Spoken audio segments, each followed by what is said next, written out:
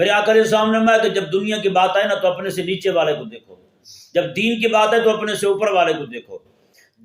دنیا کی بات آئے گی جب نیچے والے کو دیکھو گے تمہارا اوپر اڑنے کو دل نہیں چاہے گا، پھر تم شکر کرو گے جس مقام پر ہو، مولا تم نے بہت عطا کیا ہے، فلاں کو تو کچھ نہیں ملا، فلاں کو تو بہت کم ملا ہے، شکر ہے میں اس مقام پہ ہوں۔ میں تو وہ مقام تمہارے لیے ناشکری کا نہیں شکر کا بن جائے گا جب تم اپنے اوپر والے کو چھوڑ کے نیچے والے کو دیکھو گے،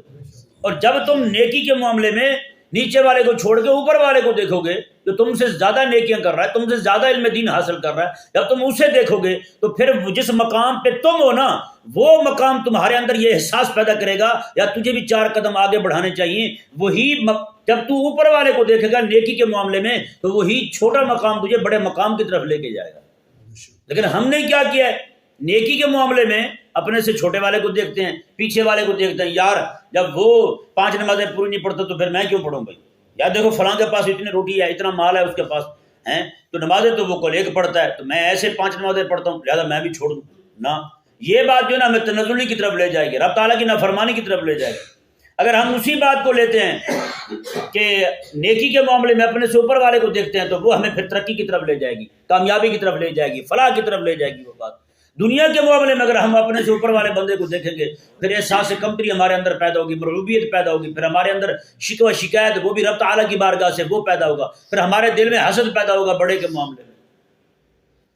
ہاں جی۔ اگر چھوٹے کو ہم دیکھیں گے پھر ہمارے دل میں اس کے لیے خیر خواہی پیدا ہوگی، حمیت جو ہے وہ دینی کا جذبہ پیدا ہوگا، یار دیکھو وہ تھوڑا سا لے کے اللہ تبارک و تعالیٰ سے وہ راضی ہے، اللہ تبارک و تعالیٰ پر خوش ہے، تو میں کیوں اتنا پریشان ہوں۔ یہ ایک اللہ اکبر کیسا نفسیاتی مسئلہ حضور نے نفسیاتی علاج تجویز فرمایا حضور نے، میرا امتی جو شکر گزار بندہ بھی رہے اور دین کے معاملے میں آگے بھی بڑھتا رہے۔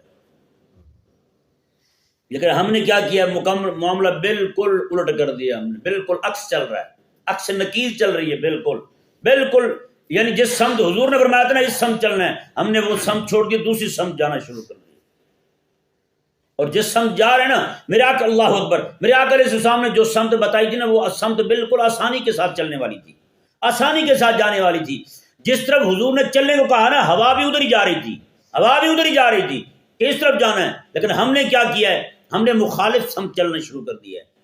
جس طرف سے ہوا آ رہی ہے نا ہم نے اسی طرف اپنے آپ کو دھکیلنا شروع کر دیا ہے۔ یہی تو وجہ بنی ہے جب ہم ہواؤں سے لڑیں گے، جکڑوں سے لڑیں گے تو پھر ہمارے پاس کہاں وقت بنے گا بھائی اپنی اولاد کے لیے، اپنے بچوں کے لیے، رب تبارک و تعالیٰ کے ذکر کے لیے، اس کی عبادت کے لیے۔ رات دن ہم تو پھر انہی ہواؤں سے لڑتے رہیں گے۔